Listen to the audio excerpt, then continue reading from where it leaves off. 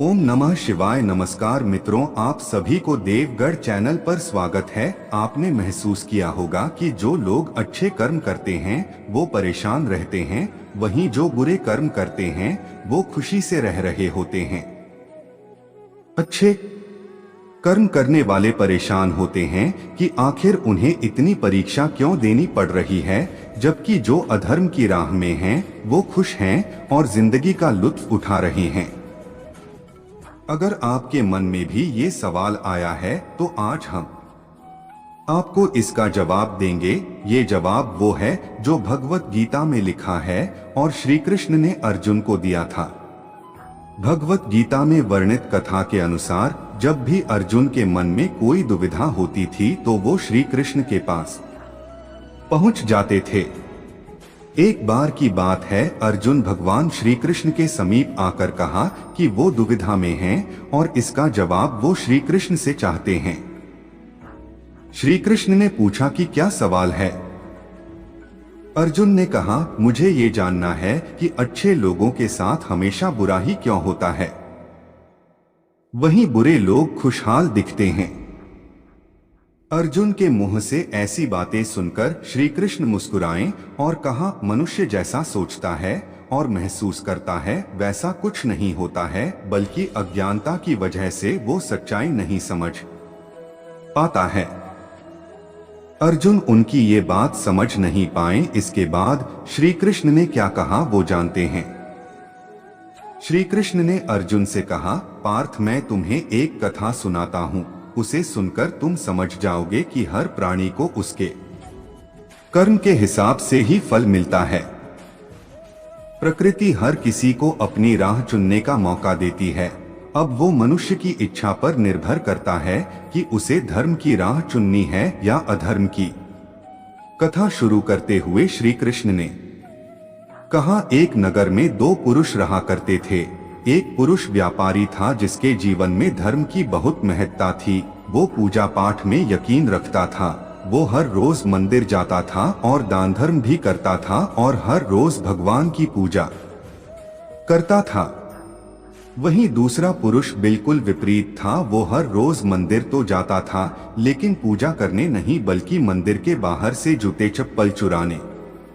उसे दान और धर्म से कोई लेना देना नहीं था। समय बीतता गया और एक दिन बहुत जोर की बारिश हो रही थी। इस वजह से मंदिर में पुजारी के अलावा कोई नहीं था। ये बात जब दूसरे पुरुष को पता चली तो उसने कहा कि ये सही मौका है मंदिर का धन चुराने का। पंडित से नजर बचाकर उसने मंदिर का सारा धन चुरा लिया। उसी समय धर्म कर्म में विश्वास रखने वाला व्यक्ति भी मंदिर पहुंचा। दुर्भाग्य से मंदिर के पुजारी ने उसे ही चोर समझ लिया और चिल्लाने लगे। वहां लोग एकत्र हो गए और उसे बहुत मारा। किसी तरह वो बचते बचाते वहां से निकला तो दुर्भाग्य ने उसका साथ वहां भी नहीं छोड़ा। मंदिर के बाहर वो एक गाड़ी से टकरा गया और घायल हो गया।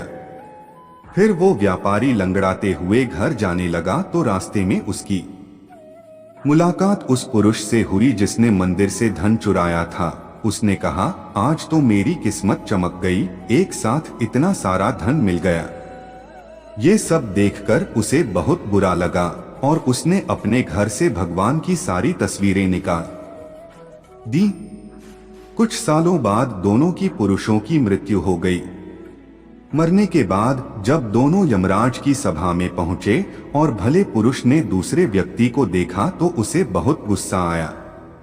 उसने क्रोधित होकर यमराज से पूछ ही लिया, मैं तो हमेशा अच्छे कर्म करता था, दान में विश्वास रखता था, उसके बदले जीवन भर मुझे अपमान और दर्द ही मिला और इस व्यक्ति को नोटों से भरी पोटली।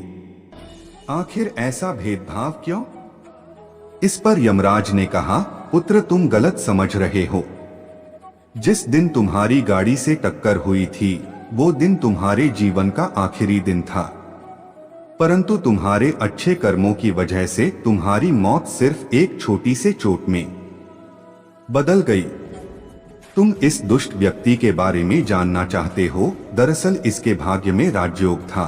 मगर इसके कुकर्मों और अधर्म की वजह से वो सिर्फ एक छोटी सी धन की पोटली में बदल गया।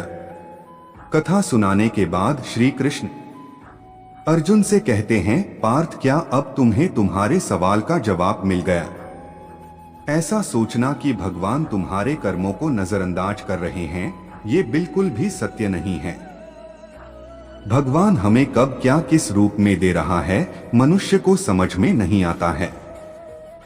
मगर आप अच्छे कर्म करते रहें तो भगवान की कृपा हमेशा बनी रहती है। इसलिए अपने अच्छे कर्मों को बदलना नहीं चाहिए, क्योंकि उसका फल हमें इसी जीवन में मिलता है।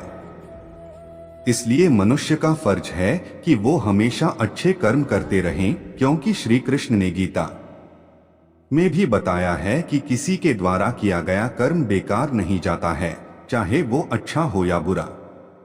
उम्मीद है आप सभी को वीडियो अच्छी लगी होगी। अगर वीडियो अच्छी लगी तो लाइक, कमेंट और चैनल को सब्सक्राइब कीजिए।